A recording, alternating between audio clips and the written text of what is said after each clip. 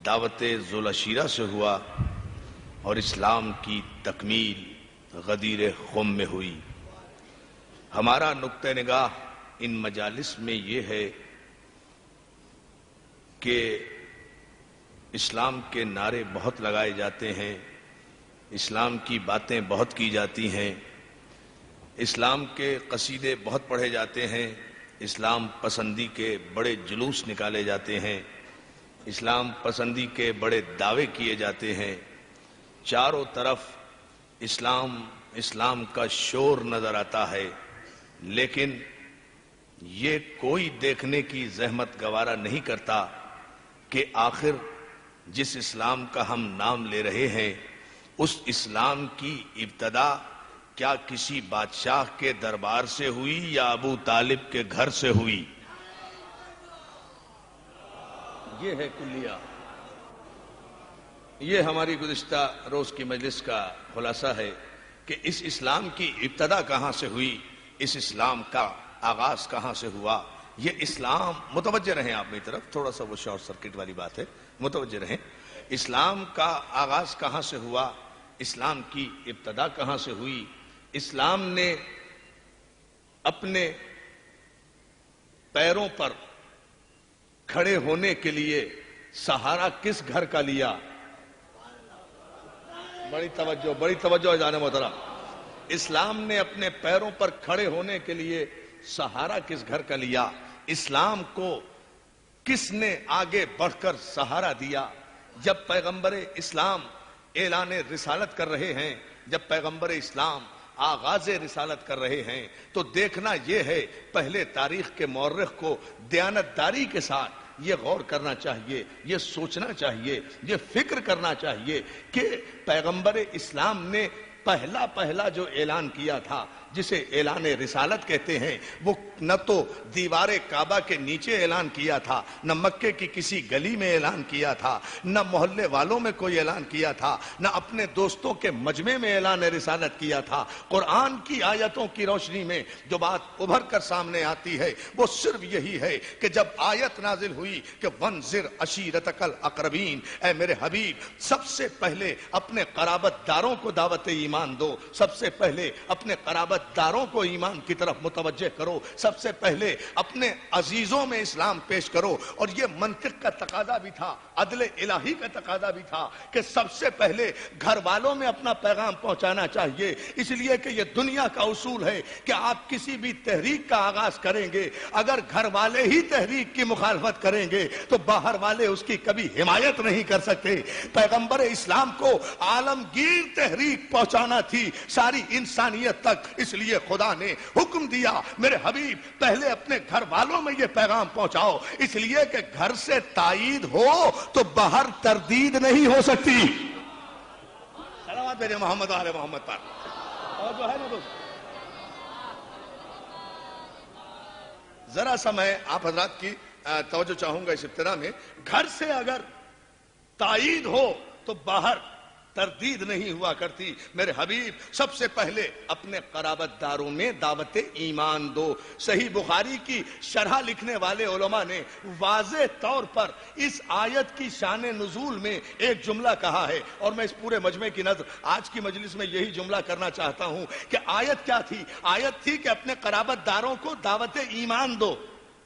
آیت یہ ہے نا، اس کے علاوہ تو کوئی ترجمہ نہیں ہے۔ خوف خدا دلاؤ اپنے قرابت داروں کو، اپنے عزیزوں کو۔ شرح صحیح بخاری لکھنے والے نے ایک جملہ کہا کہ جب یہ آیت پیغمبر اسلام پر نازل ہوئی تو پیغمبر اسلام اس وقت غار حرا میں موجود تھے، آپ غار سے نیچے تشریف لائے، پہاڑ سے، یہ جملے ہیں حدیث کے، روایت کے، کہ پیغمبر اسلام اس آیت کے نزول کے بعد پہاڑ سے یہ کہتے ہوئے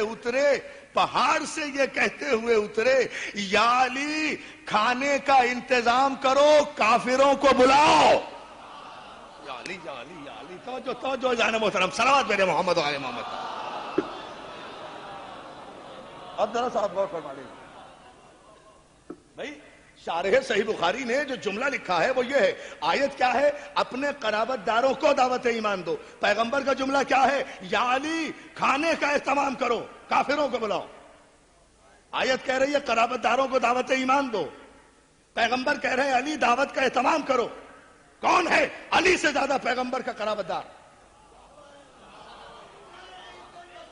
توجہ ہے نا دوستو؟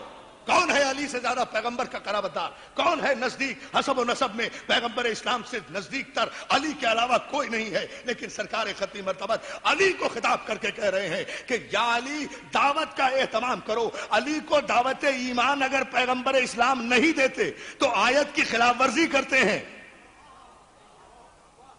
یا علی بھائی، بہت میں جرات کے ساتھ یہ بات کہہ رہا ہوں، یہ اس لیے کہ یہ ابتدائی زمانہ کی آیت ہے، ابتدائی دور کی آیت ہے، ابتدائی بعثت کی آیت ہے. تو اس آیت کی روشنی میں تو پیغمبر اسلام کو سب سے پہلے یہ کہنا چاہیے تھا نا کہ علی تم بہت زیادہ میرے قرابت دار ہو، سب سے پہلے تم کلمہ پڑھو، سب سے پہلے تم ایمان لاؤ، پہلے ایمان لاؤ اس کے بعد انتظام کریں گے. لیکن پیغمبر اسلام نے کہیں بھی علی کو دعوت ایمان نہیں دی. تو دو باتوں میں سے ایک بات ملت مسلمہ کو تسلیم کرنا ہے، یا تو معاذ اللہ یہ مانو کہ پیغمبر نے آیت قرآنی کی خلاف ورزی کی، اور اگر پیغمبر قرآن کی ایک آیت کی بھی خلاف ورزی کرے تو سارا قرآن مشکوک ہو کر رہ جائے گا، سارا ایمان مشکوک ہو کر رہ جائے گا. دوسرے معنی میں اپنی کتابیں پھاڑ کر پھینک دو، اپنی روایتیں دریا برد کر دو، آگ لگا دو اپنی روایتوں کو، اور تسلیم کرو کہ پیغمبر نے آیت کی تعمیل کی ہے، آیت کی مخالفت نہیں کی. پیغمبر نے علی کو دعوت کا اہتمام کرنے کا حکم دے کر واضح طور پر اعلان کر دیا کہ دعوت ایمان ان رشتہ داروں کو دینا ہے جو پہلے سے بے ایمان رہے ہو. بھائی بہت توجہ دار ہوں.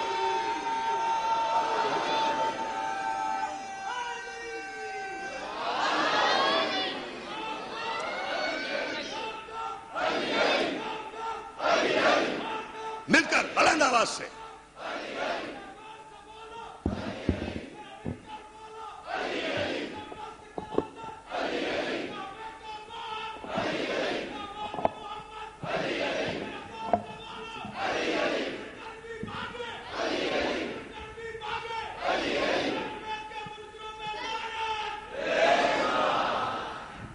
اتنی ہی بلند صلوات بھیجے نا محمد و آل محمد پر.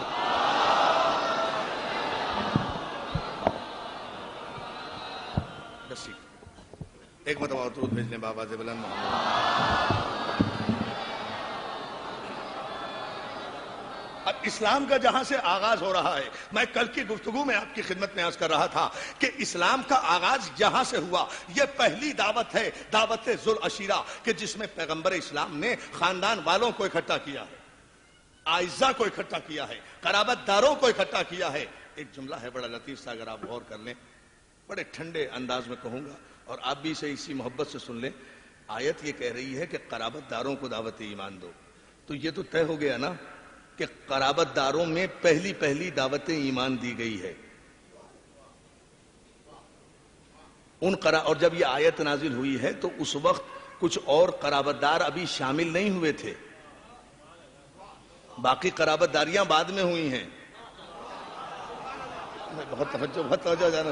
باقی قرابت داریاں، باقی رشتہ داریاں بعد میں ہوئی ہیں. جب یہ آیت نازل ہو رہی ہے اس وقت کوئی کسی کا قرابت دار نہیں تھا. لیکن آیت کے تیور یہ ہیں، آیت کا جملہ یہ ہے کہ تم اپنا پیغام میرے حبیب سب سے پہلے رشتہ داروں میں پہنچاؤ، خاندان والوں میں پہنچاؤ، خاندان والوں میں پہنچاؤ، قرابت داروں میں پہنچاؤ. تو دوستو ایک بات تو طے ہے نا کہ جب اللہ یہ حکم دے رہا ہے کہ دعوت ایمان قرابت داروں میں دو، تو پھر میں تاریخ کے مورخ سے کچھ پوچھ کر کیا کروں گا؟ آیت نے خود واضح تو کر دیا کہ پیغمبر نے پہلی دعوت خاندان والوں میں کی ہے، گھر والوں میں دی ہے. دعوت ایمان گھر والوں میں دی ہے، محلے والوں میں نہیں دی. تو پھر اس دعوت پر جو بھی لبیک کہے گا وہ پہلا خاندان میں سے ہوگا، محلے والوں میں سے نہیں ہوگا. بہت توجہ، جو بھی کہے گا، جو بھی کہے، صلوات بھیجے نا محمد و آل محمد پر. دیکھیں اس کو، قرابت داروں میں ہے نا. مولا آپ کو سلامت رکھے. بہت شکر گزار ہوں آپ کی توجہات پر. بھئی اس میں جو بھی دعوت ایمان کو اس کو قبول کرے گا، جو بھی اس دعوت ایمان میں آگے بڑھے گا، وہ قرابت دار ہی تو ہوگا نا، کوئی دوست نہیں ہوگا، کوئی تعلقات والا نہیں ہوگا، قرابت دار ہوگا. اور جو بھی لبیک کہے گا وہ بھی قرابت دار ہوگا. جو بھی لبیک کہے گا وہ قرابت دار ہوگا. تو پیغمبر اسلام نے اس دعوت ذوالشیرہ کا اہتمام کیا. میں کل عرض کر چکا تھا کہ حالانکہ جناب خدیجہ الکبریٰ سے شادی ہو چکی ہے، پیغمبر خود مختار زندگی گزار رہے ہیں. جناب خدیجہ الکبریٰ صاحب ثروت خاتون ہے، عرب کی عرب پتی خاتون ہے، ایسی خاتون کہ جس کی دولت کے صدقے میں عرب کے فقیروں کے پیٹ بھرے ہیں. وہ فاطمہ زہرا کی ماں کہ جس کی دولت کے صدقے کوئی رئیس نہیں تھا عرب میں، سب فقیر تھے.